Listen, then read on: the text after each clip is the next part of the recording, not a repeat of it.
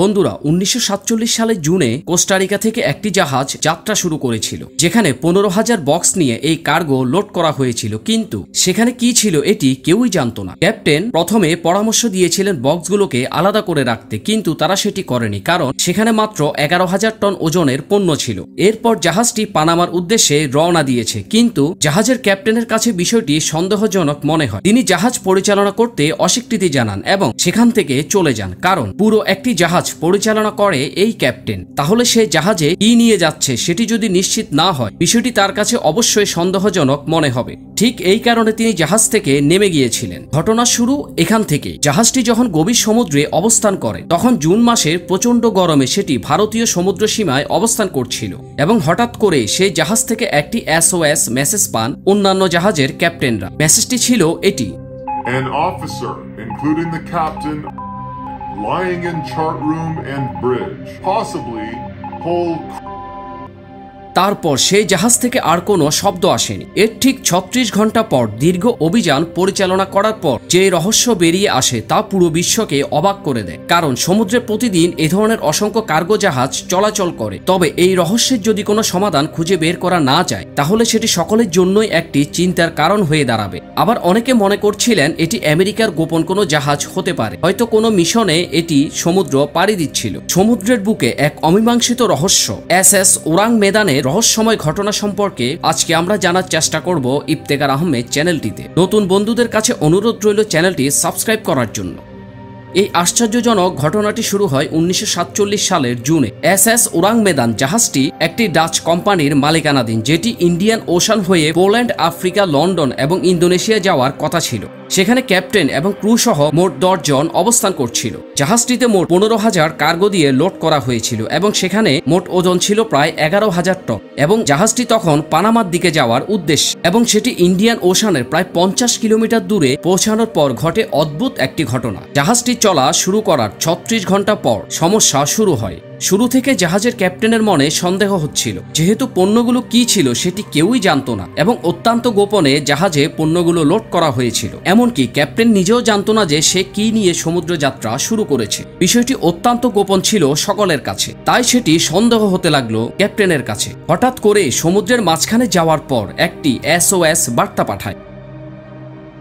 SOS বার্তা হলো সমুদ্রে চলাচলরত জাহাজগুলো একে অন্যের সাথে যোগাযোগের একটি সাধারণ ব্যবস্থা। কোনো জাহাজ যদি কোনো কারণে বিপদের সম্মুখীন হয় বা তার আশেপাশে জাহাজগুলোর গতিবিধি সম্পর্কে আলোচনা করতে চায়, তখন এই বার্তাগুলো তারা ব্যবহার করে। বিশেষ করে সমুদ্রের মাঝখানে যখন অন্য কারোর সাথে যোগাযোগের কোনো মাধ্যম থাকে না, তখন তারা এই বার্তাটি ব্যবহার করে ভাবের আদান প্রদান করে। তখন SS ওরাং মেদানের আশেপাশে প্রায় অনেকগুলো জাহাজ ছিল এবং এই বার্তাটি সর্বপ্রথম পেয়েছিলেন সিলভার স্টার নামক আমেরিকার একটি জাহাজ, যেটি 6507 নটিক্যাল মাইল দূরে অবস্থান করছিল এবং বার্তাটি অন্যান্য জাহাজের মেম্বাররাও শুনতে পেয়েছিলেন। এমনকি কন্ট্রোল রুমে থেকেও বিষয়টি অত্যন্ত সতর্কভাবে খেয়াল রাখা হচ্ছিল। তখন আশেপাশে অন্যান্য জাহাজগুলো সাহস না করলেও সিলভার স্টার জাহাজটি সাহস করে সামনের দিকে এগিয়ে গেল ক্রু মেম্বারদেরকে বাঁচানোর জন্য, কারণ তাদের বার্তাটি অত্যন্ত সন্দেহজনক মনে হচ্ছিল এবং অন্যান্য জাহাজগুলো সাহস করতে পারছিল না এই অবস্থায় জাহাজটিকে বাঁচাতে যাওয়ার জন্য। ক্রু মেম্বারদের কথা শুনে মনে হচ্ছিল সেখানে থাকা 10 জন ক্রু মেম্বারের মধ্যে শুধুমাত্র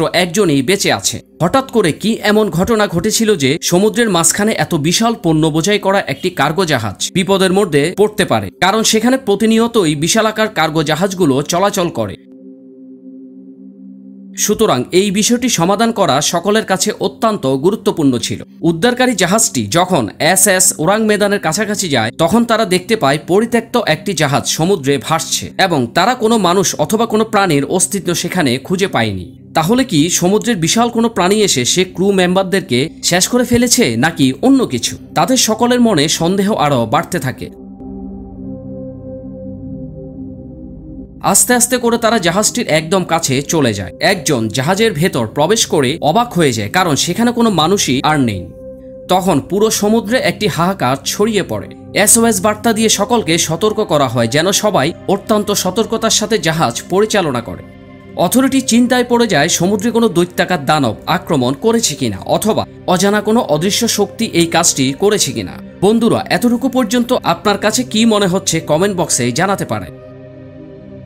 তারপর তারা দীর্ঘ গবেষণার জন্য জাহাজটিকে একটি রশির সাথে বেঁধে সমুদ্রের তীরের দিকে আনতে শুরু করে। যখনই তারা তীরের দিকে রওনা দেয় তখনই বিশাল একটি বিস্ফোরণে জাহাজটির অক্ষত অংশগুলো সহ সমুদ্রের গভীরে তলিয়ে যায় মিনিটের মধ্যেই। তখন উদ্ধারকারী দলের মধ্যে সন্দেহ আরও বাড়তে থাকে।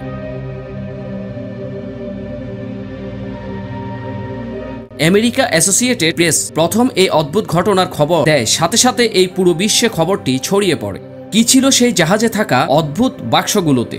সেই কারণে এত বড় একটি ঘটনা ঘটে গিয়েছে নাকি অন্য কিছু, এটি সকলের মনে একটি প্রশ্ন তৈরি করেছে। সাথে সাথে এই ঘটনার তদন্তের জন্য দায়িত্ব দেয়া হয় আফ্রিকা, লন্ডন এবং ইন্দোনেশিয়াকে। এখানে লন্ডন থেকে দাবি করা হয়েছিল জাহাজে থাকা বক্সের ভেতরে কিছু কেমিক্যাল ছিল, তার সাথে দুটি রাসায়নিক মিশ্রিত হয়ে বিষাক্ত গ্যাস তৈরি হয় যা এই পুরো ঘটনাটির জন্য দায়ী। এবং তারা আরও বলেছিলেন এটি একটি চোরাচালানকারী জাহাজ যেটি কারো চোখে ধরা না পড়ার জন্য রাতের বেলা রওনা দিয়েছিল, যেখানে প্রায় 800টির মতো বক্স ছিল, প্রত্যেকটিতে কেমিক্যালে পরিপূর্ণ। এখন বন্ধুরা, আমরা শুরুতেই বলেছিলাম এই জাহাজের ক্যাপ্টেনের কাছে বিষয়টি সন্দেহজনক মনে হওয়ায় তিনি শুরুতেই জাহাজ থেকে বের হয়ে গিয়েছিলেন এবং তিনি সেখান থেকে বেঁচে যান। আবার অনেকে মনে করেছিলেন এটি আমেরিকার গুপ্তচর ভিত্তিক কোনো জাহাজ হতে পারে যেটি সকলের অগোচরে ভারতীয় মহাসাগরে তাদের অভিযান পরিচালনা করছেন, কিন্তু আসল ঘটনা কি সেটি সকলের কাছেই অজানা। আবার অনেকে দাবি করেছেন এই জাহাজে যে বয়লারগুলি ছিল সেটি জাহাজটিকে ডুবিয়ে আগুন জ্বালানোর আগে কার্বন মনোক্সাইডের বিষক্রিয়ার ফলে এমনটি ঘটতে পারে। এই ঘটনার 3 দিন পর জাহাজটি ইন্দোনেশিয়ার একটি বন্দরে টেনে নিয়ে আসা হয়েছিল এবং পরীক্ষার জন্য আগুনে পুড়ে যাওয়া অংশগুলো সব আলাদা করা হয়। তারপর সেটিকে আবার পুনরায় তৈরি করে একটি কোম্পানির কাছে বিক্রি করা হয় এবং সেটি মধ্যপ্রাচ্যে আরও 5 বছর ব্যবহারের পর শিপ ব্রেকারে পাঠানো হয়েছিল। আপনার দৃষ্টিকোণ থেকে ঘটনাটি কি হতে পারে কমেন্ট বক্সে জানাতে পারেন। অসংখ্য ধন্যবাদ বন্ধুরা এতক্ষণ ধরে সময় নিয়ে আমাদের এই কন্টেন্টটি দেখার জন্য। যদি ভালো লাগে লাইক এবং শেয়ার করে অন্যকে দেখার সুযোগ করে দেবেন, আর যদি ভালো না লাগে কমেন্টে আমাদেরকে জানাতে পারেন। ধন্যবাদ।